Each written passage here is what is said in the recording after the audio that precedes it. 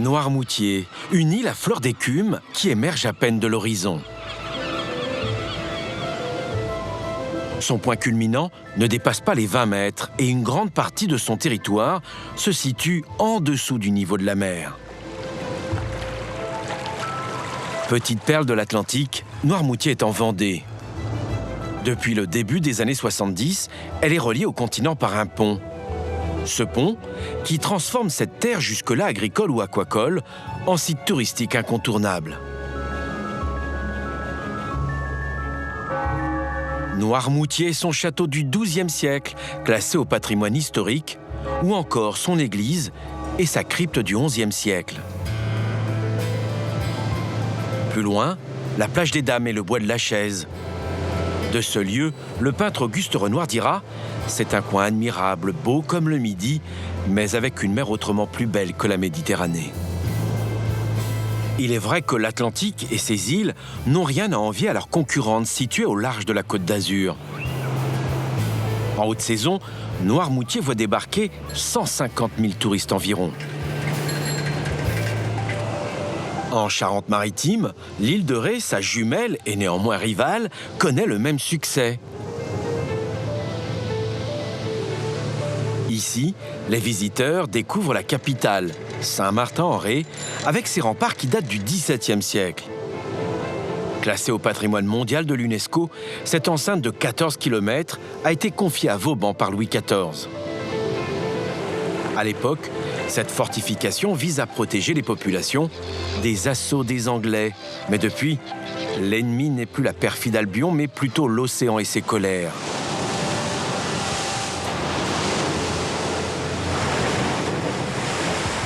Partout, des digues, des enrochements pour lutter contre ces attaques, comme en février 2010. La tempête a pour nom Xynthia. Sur toute la façade atlantique, une cinquantaine de victimes et une prise de conscience. Nous allons généraliser les plans de prévention des risques. Pour cela, il va falloir en finir avec les approches bureaucratiques et les manœuvres dilatoires. Les autorités décident alors d'interdire ou de limiter les permis de construire sur les zones à risque.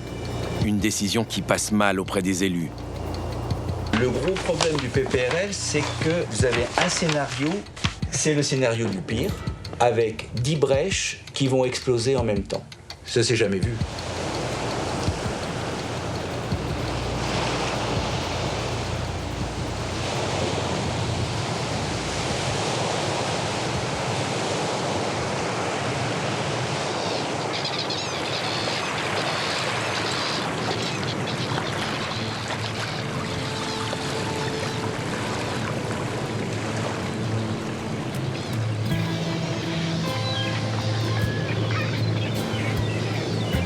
Première lueur du jour sur l'un des joyaux de l'Atlantique, l'île de Ré, et sur l'un des villages classés parmi les plus beaux de France.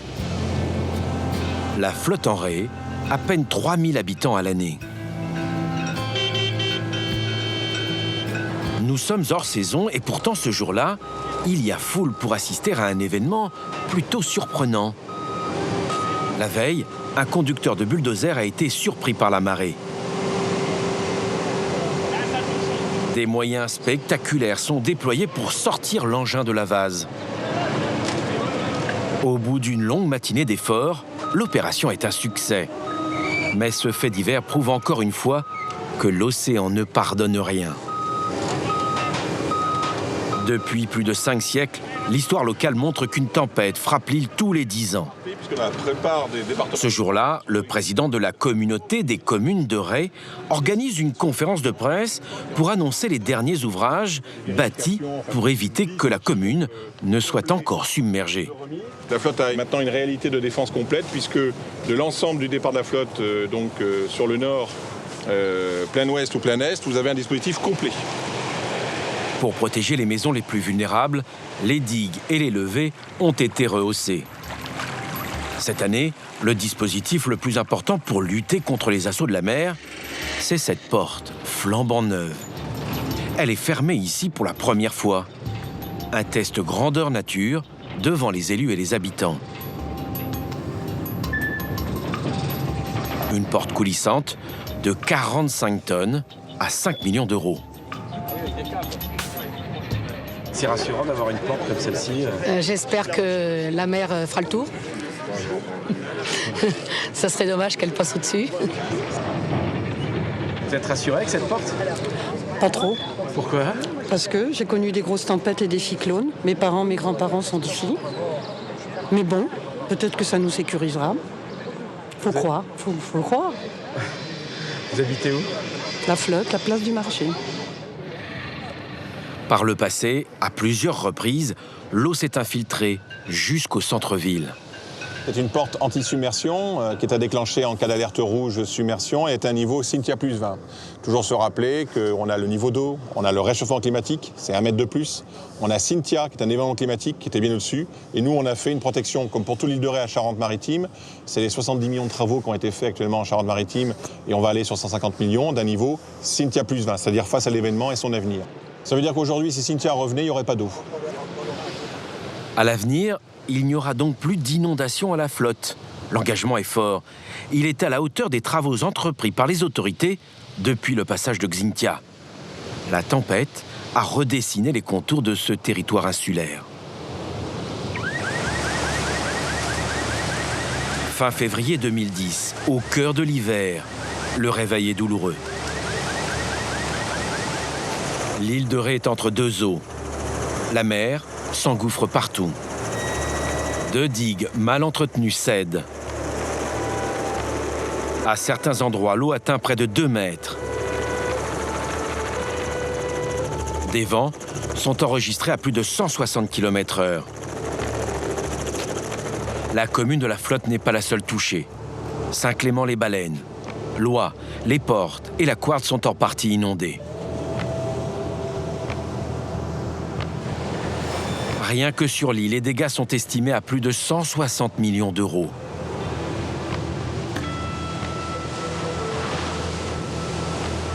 Comme lors de la tempête de 1999, l'île est coupée en 3 et retrouve sa physionomie du Moyen-Âge. Le Fier d'Ars n'est plus qu'une mer intérieure. Pas un seul habitant ne peut oublier cette tempête qui, sur la façade atlantique, a fait 47 morts. Tony Berthelot n'avait jamais vu un tel fléau s'abattre sur l'île de Ré. Pendant Xynthia, en fait, le bâtiment n'a pas été inondé. Par contre, l'extérieur, évidemment, tout a été emporté par la vague qui est passée. Contrairement, par exemple, à notre maison dans le village, où là, la mer est rentrée dans la maison. Donc là, c'était un petit peu différent. Et la maison a été détruite? Alors, on ne l'a pas détruite au sens propre du terme. On a enlevé tout ce qu'il y avait à l'intérieur, c'est-à-dire qu'on est revenu sur le parpaing et la dalle en béton. Donc un travail quand même, ça a été 1 an et demi en fait de réaménagement, de remise en état de la maison avant de pouvoir repartir. La famille de son épouse est installée ici depuis le XVIIe siècle. Ostréiculteurs de génération en génération, leur parc est situé à moins d'une centaine de mètres au large de la commune d'Ars-en-Ré. Production annuelle entre 40 et 50 tonnes. Sur l'île de Ré, ils sont une soixantaine d'ostréiculteurs. Certains ont vu leur exploitation complètement détruite par Xynthia. À Loie, certains sont même désespérés. C'est le cas d'Anne Roche-Schneider. J'ai plus de cabane ostricole, tout mon matériel est sous l'eau. Et bon, mes packs, on n'a pas pu aller voir, mais ça doit pas être beau. Et bon, voilà. Vous ne pouvez plus travailler? Non, là, c'est fini. Là, je crois que je vais arrêter complètement. Parce que le moral, il n'y est plus du tout, là. Elle finira par jeter l'éponge. Tony Berthelot, lui, sait qu'il a eu de la chance cette fois-ci. Son établissement, situé également dans une zone submersible, a été épargné. Mais un jour ou l'autre, les vagues de l'océan peuvent détruire son exploitation. Il en est convaincu, la nature impose toujours ses règles. Aujourd'hui, en tant qu'adjoint au maire de la Couarde, il s'investit dans la protection de sa commune. Je vais vous emmener à un endroit assez exceptionnel. On va sur un petit belvédère sur le haut de la dune de la Couarde et vous allez comprendre immédiatement la situation de la commune et du village. Alors on est en étau, on est à la fois sur une dune qui a un risque, sur laquelle il y a un risque d'érosion, et puis de l'autre côté, donc des marais qui sont très très bas, qui peuvent être submergés. La zone qu'il nous montre ici est la plus étroite de l'île de Ré. Elle est en rouge sur la carte. Les digues de la Couarde, puis du Martré, érigées dans les années 30, semblent avoir subi un bombardement. Elles ont été éventrées la nuit de la tempête et portent une lourde responsabilité sur les dommages causés. Mais certains quartiers, comme ici à la Couarde, n'en ont toujours pas fini avec cette eau salée qui ronge tout sur son passage.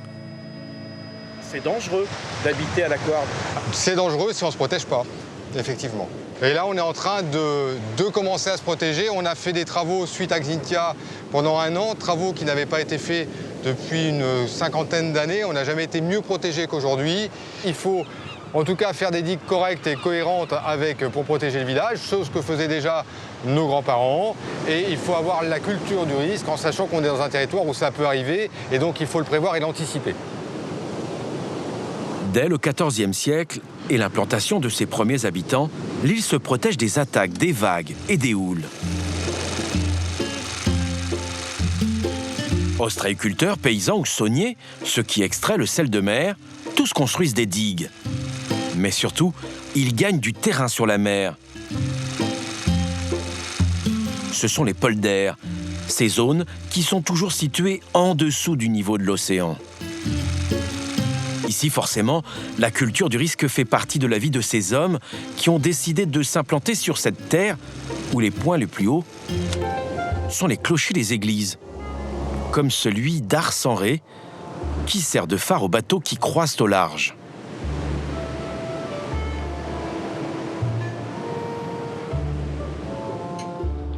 Jacques Marie est l'ancien maire de Sainte-Marie. Il est historien. Les gens ont conscience du risque? Non, pas bien. Surtout la population nouvelle, quoi. La mer, c'est la mer l'été, quoi. Mais l'hiver, la mer peut être beaucoup plus dure. Enfin, elle est souvent beaucoup plus dure. Et les submersions sont des choses courantes, même si, curieusement, depuis les années 57, il n'y avait jamais eu de submersion avant Xynthia. L'île de Ré pourrait disparaître? Il faudrait que la mer monte au total de 19 mètres quand même. Ouais. Bon. Mais effectivement, il y a des zones qui seront de plus en plus difficiles à défendre. La zone du canton Nord, quoi. Au nord, c'est Saint-Clément-des-Baleines, par exemple. La commune fait partie des zones à protéger en priorité. Ici, les autorités investissent dans un ouvrage gigantesque. La digue des Doreaux s'étend sur plus de 1600 mètres. 3,50 m de haut, 120 tonnes de ferraille, 5000 m3 de béton et 130 000 tonnes d'enrochement. Des chiffres qui montrent l'ambition de ce projet qui représente un investissement de 9 millions d'euros. Lionel Quillet, le président de la communauté des communes, supervise ces travaux.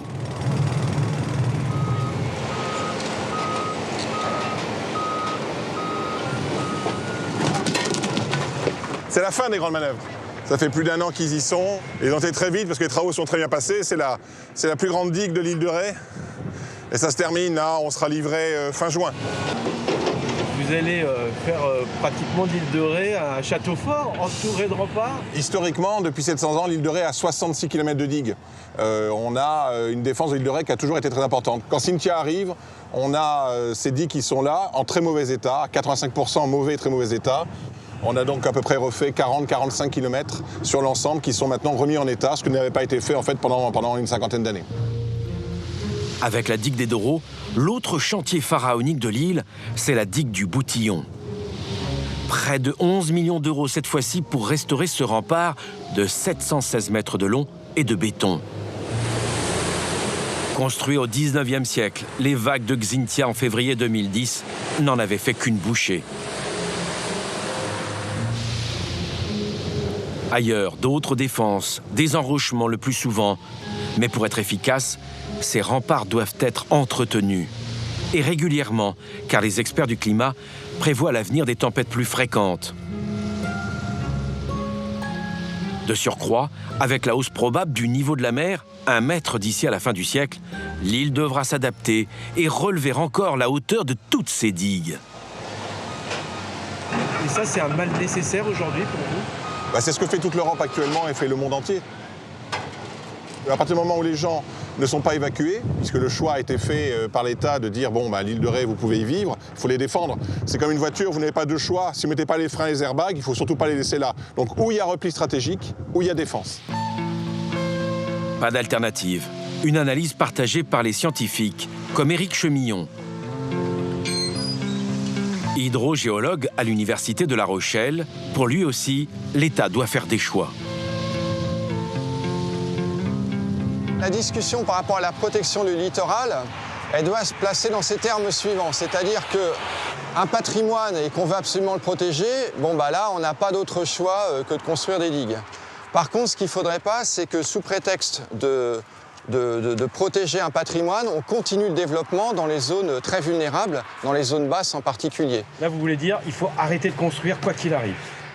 C'est-à-dire que moi, ça ne me semble pas raisonnable en tant que scientifique d'envisager qu'on continue à développer dans des zones basses, alors qu'on sait qu'aujourd'hui, beaucoup de ces zones basses sont quasiment au niveau de la mer, voire en dessous du niveau de la mer, et qu'il est prévu par l'ensemble de la communauté scientifique, il n'y a pas de débat là-dessus, que l'élévation du niveau de la mer s'accélère et va s'accélérer dans les décennies et les siècles à venir. Xynthia Sonnel-Toxin. Il n'est plus possible désormais de construire les pieds dans l'eau. En mars 2010, le président Sarkozy décide de mesures radicales. Nous allons généraliser les plans de prévention des risques. Pour cela, il va falloir en finir avec les approches bureaucratiques et les manœuvres dilatoires. Nicolas Sarkozy veut aller vite et impose ce plan de prévention à 330 communes. Toutes les îles françaises sont concernées. Dans son discours, il enfonce le clou.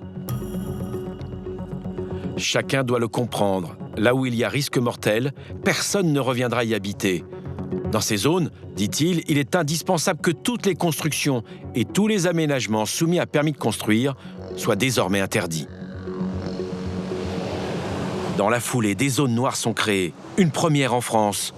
Ce sont des zones à haut risque où les maisons et toutes les infrastructures en dur doivent être détruites. Mais l'urgence n'est jamais bonne conseillère, trop de précipitations et des décisions parfois aberrantes. Dans la commune de Loire, on avait 63 maisons à détruire, dont le moulin Marais. C'est un moulin Marais, donc il y avait eu de l'eau pendant Cynthia et elle était à raser. Et on a mis 1 an et demi pour la sortir, pour dire dans un moulin Marais, il y a de l'eau. J'ai mis du temps, 2 ministres quand même. Combien de maisons ont été détruites finalement? 6 maisons, c'est-à-dire en fait les maisons extérieures au village, puisque la plupart des autres maisons qui sont ici sont très très anciennes et elles sont, je dirais, dans des risques qui étaient acceptables. Un peu plus loin, d'autres habitations ou des établissements inondés pendant que Xynthia figurent en zone noire, comme l'hôtel Atalante, installé les pieds dans l'eau. Il aurait dû être détruit. 7 ans plus tard, il est toujours là. Pour quelle raison? Nous avons sollicité la direction à plusieurs reprises. Elle se refuse à tout commentaire. L'hôtel Atalante est dans une zone vulnérable. Oui. Il n'a pas été détruit. Non. Pourquoi? Parce que ça coûtait trop cher à détruire pour l'État. Pour le démolir, l'État doit débourser environ 40 millions d'euros. Trop cher. Le gouvernement finit par baisser les bras. Le fonds Barnier, créé pour indemniser les victimes, n'est pas un puissant fonds. Alimenté par les primes d'assurance, il ne peut assumer de telles dépenses. C'est qu'une affaire d'argent. Il y a eu un compte financier qui a été fait, c'est-à-dire qu'à un moment, l'État s'est engagé dans une position compliquée. Il n'est plus dans une réflexion de technique et de sécurité. Il revient dans une réflexion de finance ou de non-responsabilité. Et là, on commence à être dans les cohérents. Moi, j'ai milité pour qu'à certains moments, des choses soient rasées et qui n'ont pas été faites, alors que d'autres moments, d'autres ont été rasées qui n'auraient pas dû l'être. On voulait raser Moulin Marais, mais on ne rasait pas la Talente. Et c'est là que j'ai compris que c'était un peu la panique à tous les étages. En fait, la mer, le réchauffement climatique affole tout le monde et il y a très peu de sérénité. Et on nie le risque, en fait. C'est-à-dire on voit trop de risques, on n'en voit pas assez, mais on n'est jamais dans le risque réel. Sur l'île, la plupart des élus locaux reprochent à l'État de ne pas les écouter et de prendre les pires hypothèses pour établir leur plan de prévention. À leurs yeux, un scénario de science-fiction qui ne prend pas toujours en compte la réalité. Témoin, la commune de Port-en-Ré. À l'année, à peine 700 habitants. Un tour dans les rues du village suffit à montrer que les maisons aux volets clos sont les plus nombreuses. Des maisons secondaires, 60% environ de la population vit sur le continent. Ici, alors que la tempête Xynthia a frappé fort, aucune maison ne se trouve sur la liste des propriétés à détruire. Les Portes, paisible commune située à l'extrémité de l'île de Ré.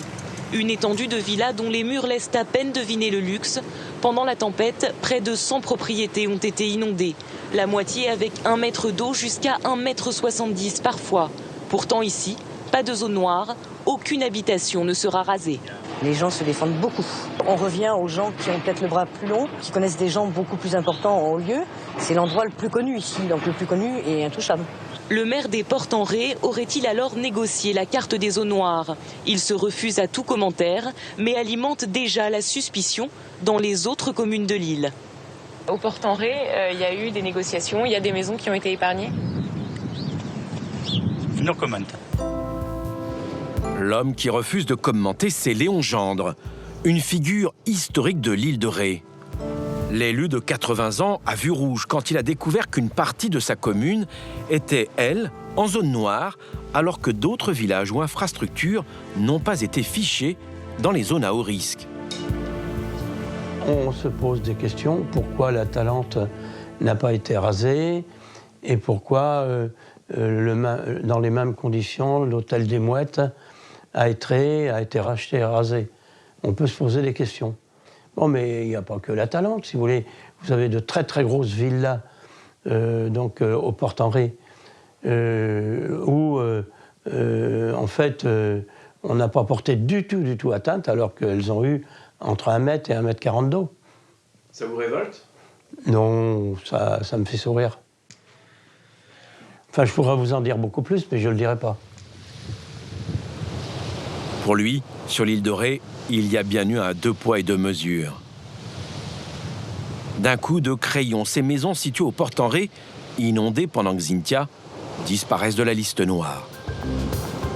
À l'intérieur du village, là où l'eau n'est jamais arrivée, des terrains entiers sont désormais en zone non constructible. Sur cette carte, c'est l'immense majorité du village qui est concernée. Des zones représentées ici en orange. Inacceptable pour près de 200 propriétaires de la commune. Ils créent une association pour dénoncer cette carte. Gérard Regrény en est le président. Vous êtes un peu le rebelle des Portes, non? Ah, ben regardez, les cartes le représentent bien. C'est-à-dire qu'avec les nouvelles cartes de Xynthia plus 60 que l'État nous impose, ben voilà, on est rayé de la carte de l'île de Ré, on est en train de couler. Ça veut bien dire ce que vous voyez là, c'est que l'État nous empêche vraiment de pouvoir continuer à vivre sur notre île. La famille de Gérard Regrény est installée aux Portes depuis le XVe siècle. Il possède un gîte qu'il a créé et d'autres terrains où il aimerait voir ses enfants habiter.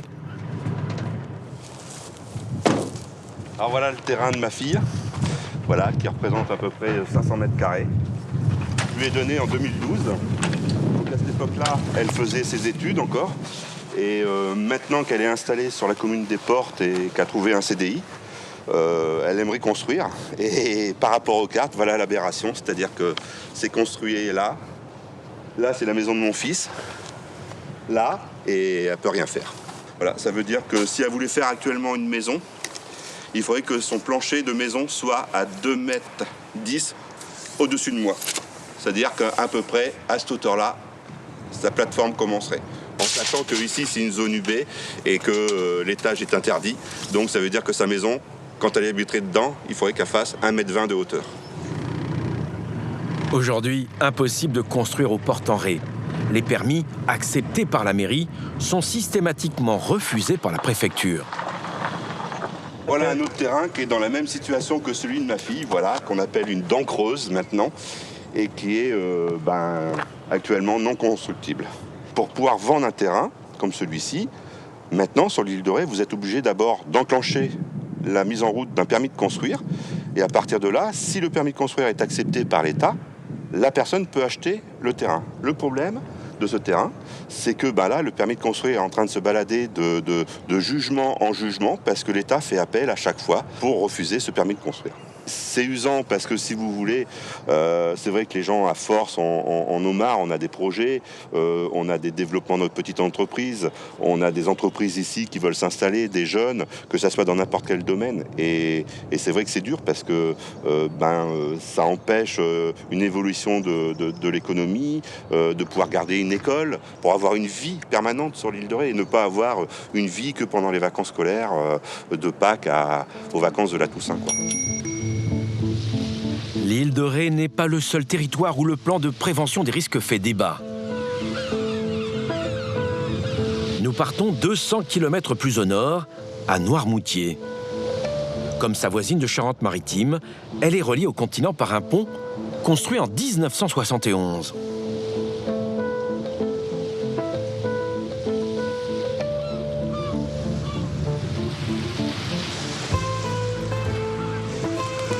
Jusque-là, les habitants vivaient au rythme des marées, à l'image du Goua, cette chaussée submersible qui relie l'île à l'Hexagone.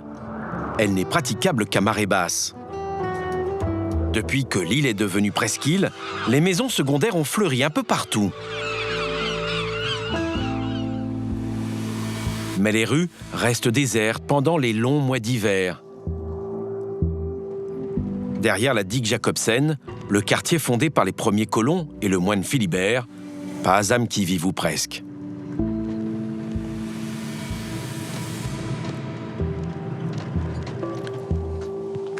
Louis Boutolot et Christophe Lonneau n'imaginent pas vivre en pointillé à Noirmoutier en Lille. Mais à leurs yeux, protéger ce territoire des submersions marines est une nécessité pour tous. Là, vous protégez des résidences secondaires. Les gens viennent vivre ici 2 mois, quoi. Oui, tout à fait. Mais voilà, ce quartier-là a toujours été protégé derrière la digue Jacobsen. Donc, ça vous gêne pas, vous, Louis, l'ancien? Ouais, qu'est-ce que vous voulez? Des gens du pays, je pense que maintenant, on va les compter sur les doigts de la main. Alors donc, c'est pour ça que ces gens-là n'ont pas l'habitude du risque de la mer. Nous, on l'a, mais les jeunes qui arrivent, ils l'ont pas. Et c'est ce vous les défendez aujourd'hui? Oui, mais c'est ce qu'il faudrait enseigner à ces gens-là. C'est pas de leur faire peur, c'est de leur dire, voilà, le risque existe, et voilà la façon de pouvoir le maîtriser, s'en défendre, quoi, c'est tout, comme nos anciens ont fait. Louis est un insulaire, un homme qui a la passion de l'île chevillée au corps. Et il n'est pas le seul. S'il défend les propriétaires de résidences secondaires, il refuse l'urbanisation de Noirmoutier à tout prix. Il faut dire qu'en bord de mer, certains dépassent les bornes ou plutôt les limites où il est possible de construire. Témoin, cette villa, bâtie en 1996, soit 10 ans après la loi littorale qui interdit toute construction sur le cordon dunaire. Pour Marie-Thérèse, qui a créé l'association Vivre l'île, 12 mois sur 12, cette construction est illégale et gâche le paysage. Elle aurait dû être détruite. Il aurait fallu que le maire demande au préfet de prendre un arrêté de destruction, ce qui n'a pas été fait. Pourquoi? Parce que le maire avait donné le permis, il ne voulait pas demander la destruction. Il prétendait, lui, que c'était une zone constructible.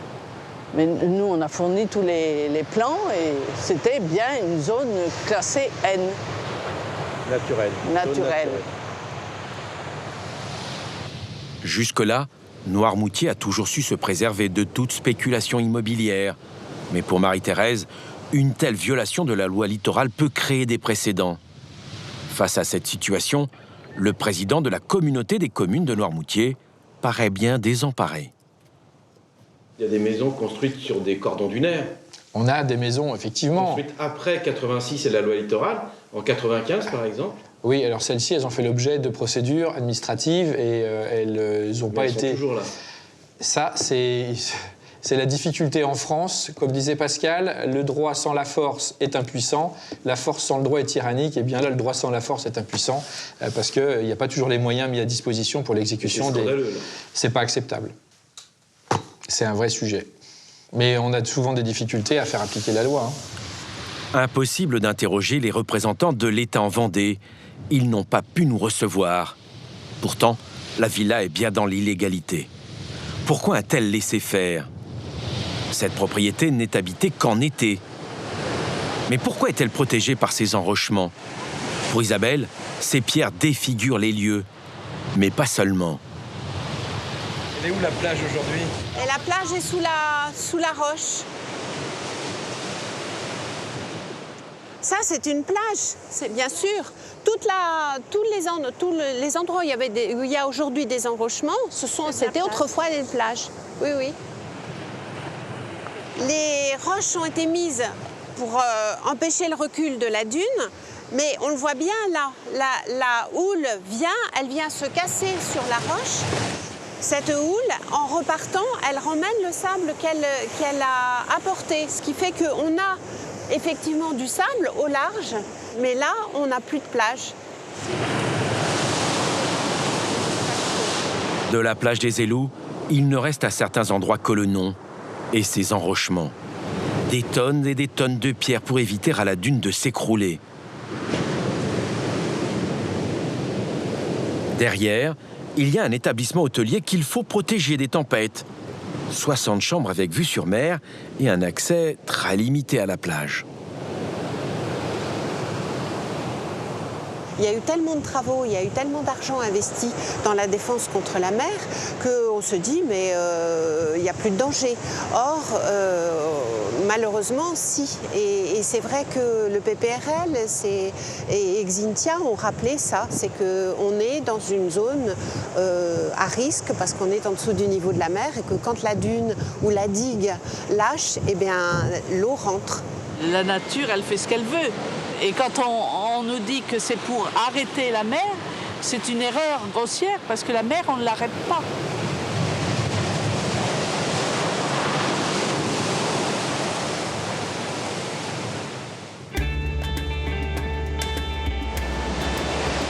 À Noirmoutier comme à l'île de Ré, les élus savent que la mer a toujours le dernier mot.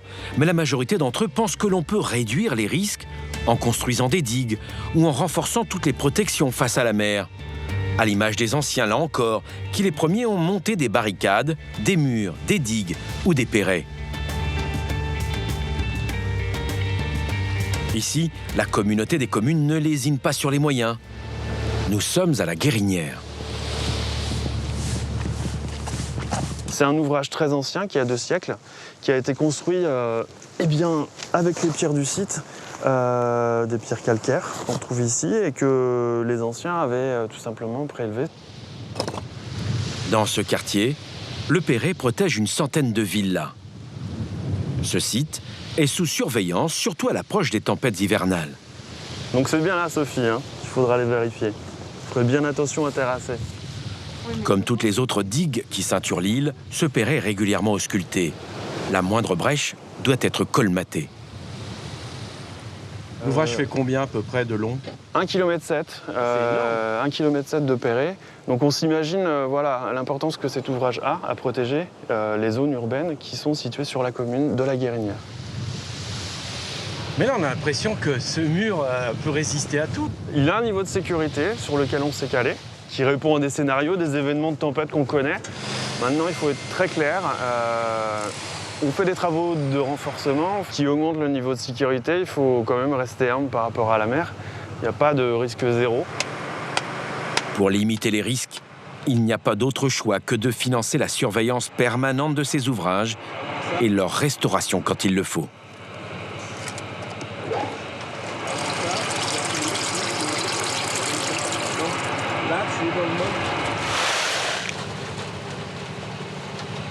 Il faut investir beaucoup d'argent, c'est beaucoup d'efforts de la collectivité et ça se fait sur le long terme. Donc, lorsque vous parlez à un Noirmoutrin, il y a cette culture du risque qui est ancrée. Ça veut dire que continuellement, on sait que ce qu'on fait aujourd'hui, c'est pas une fin en soi, c'est dans la continuité de ce qu'ont fait les anciens avant. Ce sera poursuivi par les générations qui viendront après nous.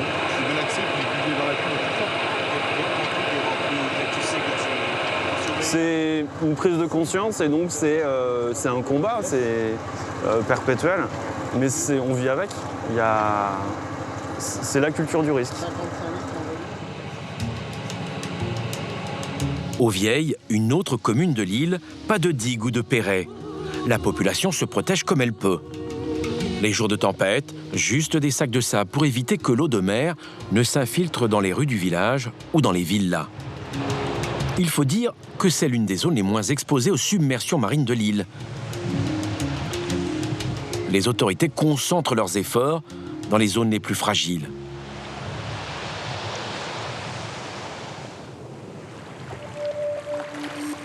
Sur les 62 km de côte, 24 sont protégés par des digues ou des perrets. Mais l'érosion menace également 28 km de cordons dunaires. Nous sommes sur la commune de l'Épine. Martin Paillard est géographe. Il travaille pour la communauté des communes. Après chaque tempête, il fait le tour de l'île pour constater les dégâts et le recul du trait de côte. D'une année sur l'autre, il voit la mer gagner du terrain. Et après une tempête, le trait de côte peut vraiment être modifié? Alors là, c'est un exemple où la dune, effectivement, a été incisée et on constate un recul de plus de 3 mètres du pied de dune, ce qui est déjà 3 mètres quand même, une belle attaque. Oui. Une belle attaque. Après, il faut voir où se disperse le sable. Ça, c'est un petit peu mon travail, c'est de contrôler aussi l'état du niveau de plage pour voir comment on va se déplacer. Est-ce qu'au printemps, la plage va se reformer, la dune va se reformer avec le vent, ou est-ce que les sédiments vont migrer le long de la côte et du coup, le casier ici présent, la plage de l'océan, sera de nouveau attaqué l'hiver prochain. Les changements climatiques pourraient avoir des répercussions ici? Le changement aura certainement des répercussions. Et il faut essayer d'anticiper, de voir un petit peu quel rythme on prend sur ces aspects d'évolution et rester vigilant, quoi. Une vigilance totale et surtout des moyens considérables pour lutter contre ces fléaux. La communauté des communes, qui comprend les 4 villes de l'île, consacre chaque année 40% de son budget à sa protection.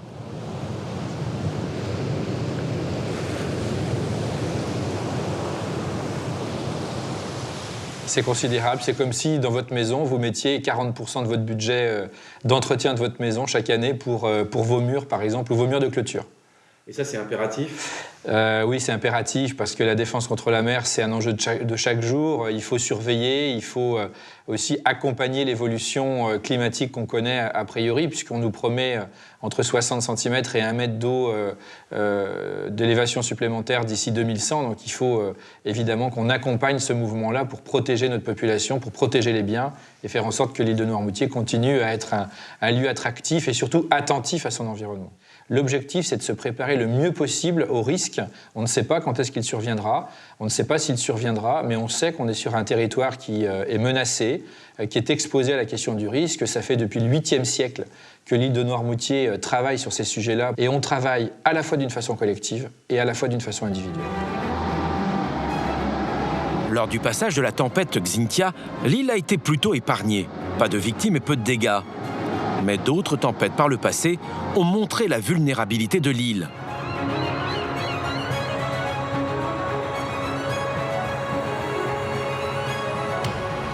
Les anciens se souviennent tous de la nuit de la Saint-Sylvestre 1978. Ici même, au passage du Gois. Une brèche de 50 mètres entre la digue du Gois et le trou de Sébastopol. La plaine agricole de Barbâtre est complètement inondée. La tempête coïncide avec de forts coefficients de marée. Près de 500 hectares dévastés.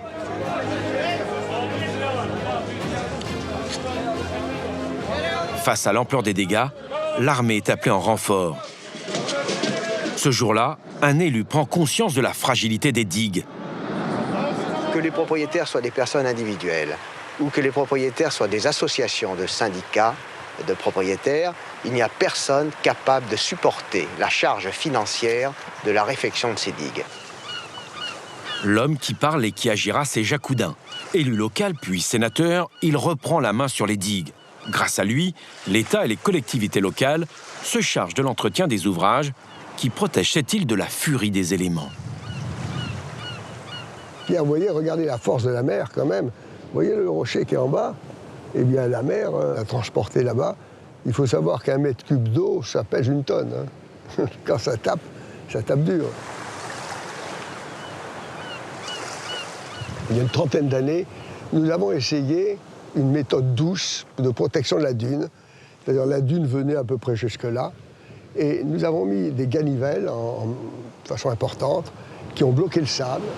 Ces ganivelles sont des clôtures formées de lattes de bois. Elles freinent le vent et empêchent le sable de se disperser. Et ça a tenu, ça a permis d'avancer la dune d'environ une vingtaine de mètres, 25 mètres. Et puis, lors des grandes tempêtes de 99, tout a été balayé. Les autorités décident alors de mettre en place ces enrochements. Jacques Oudin, l'œil toujours aux aguets, repère ici une faiblesse dans la protection de la dune. Quand vous avez l'enrochement de protection du pied de dune, la dune est totalement protégée, se végétalise, elle est bonne.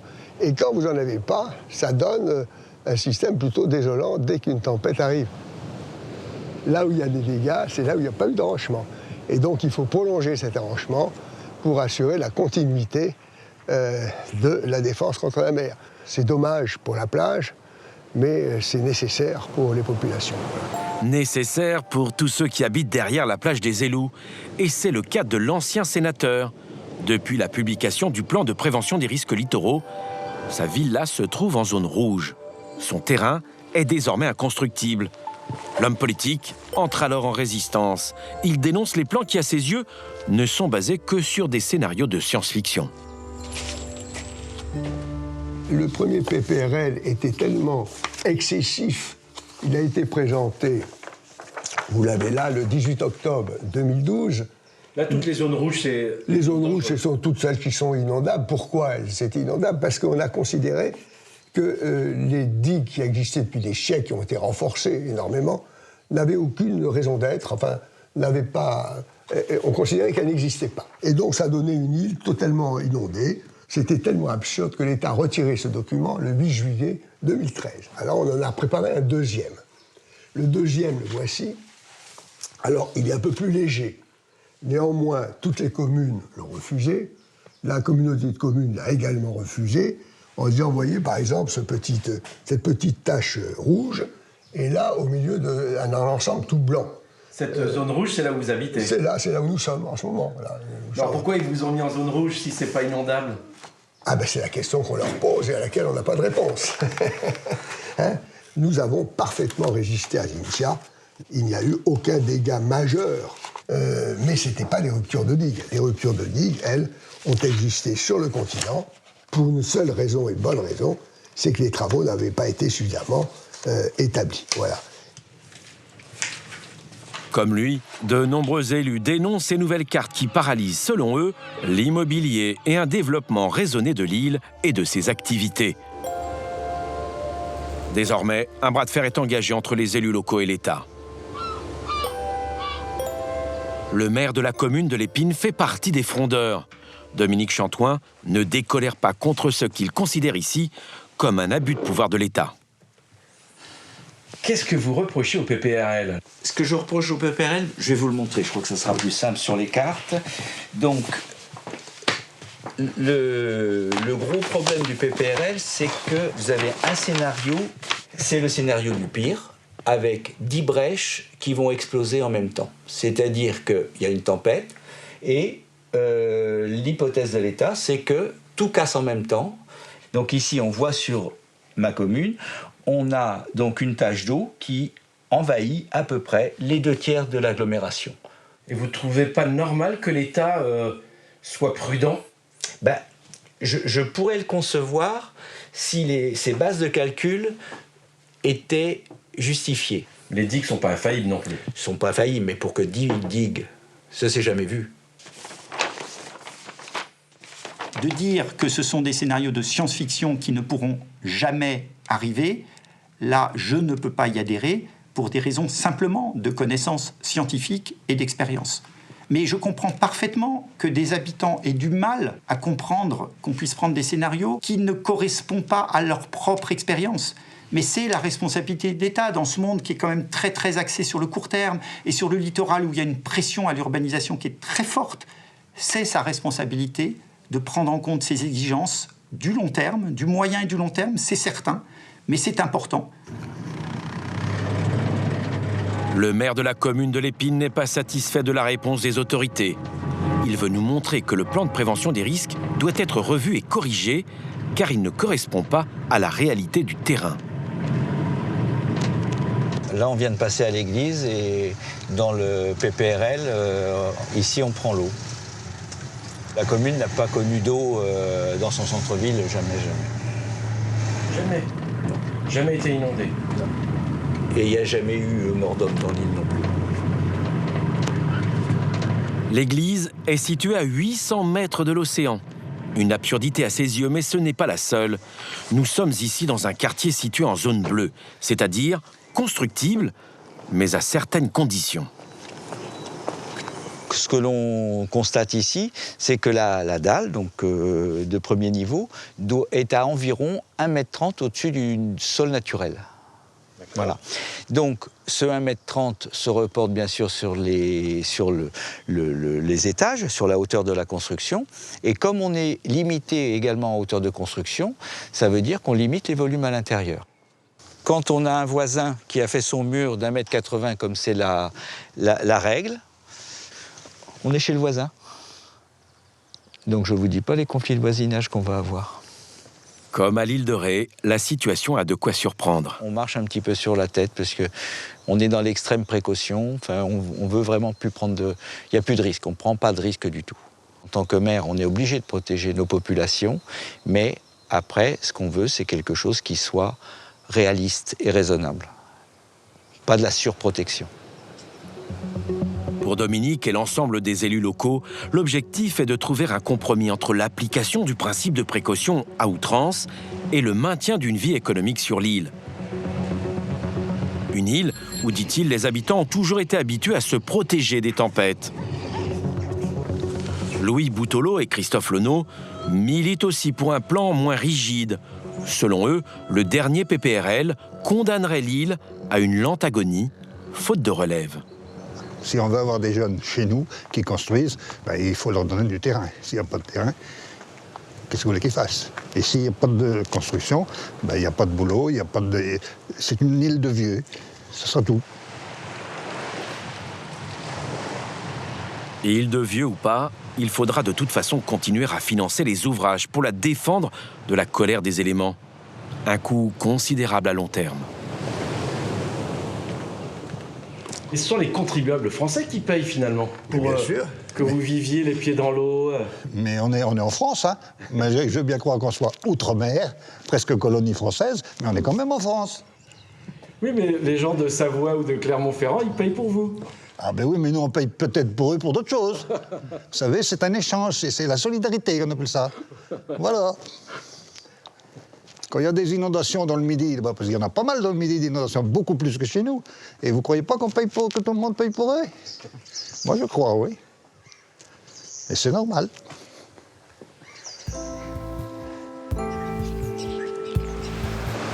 Pour réduire la facture et protéger les populations, peut-être faut-il revoir définitivement l'aménagement du bord de mer. Car aujourd'hui, avec les changements climatiques, ce ne sont plus les terres agricoles ou les marais salants qui sont en danger, mais bien les populations. À Noirmoutier, la nature a trouvé une parade. Cet espace, les pieds dans l'eau, aurait dû se transformer en parcours de golf avec résidence de luxe. Mais voilà, une découverte a mis un terme définitif à ce projet.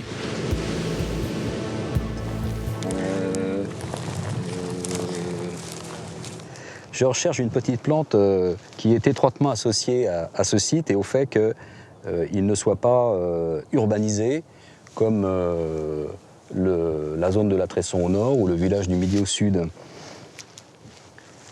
Je n'arrive pas à la trouver puisqu'on est un peu tôt dans la saison. Mais ah, la voilà, en voilà une.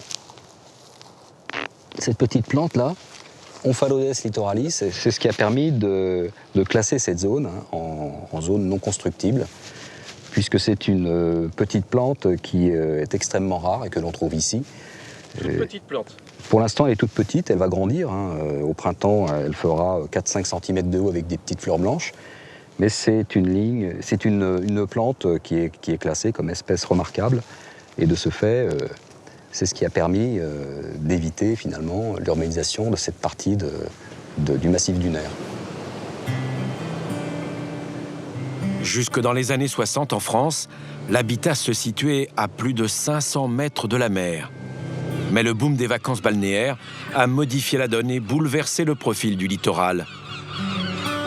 Les changements climatiques pourraient peut-être rebattre de nouveau les cartes et redonner aux côtes françaises leur visage d'autrefois.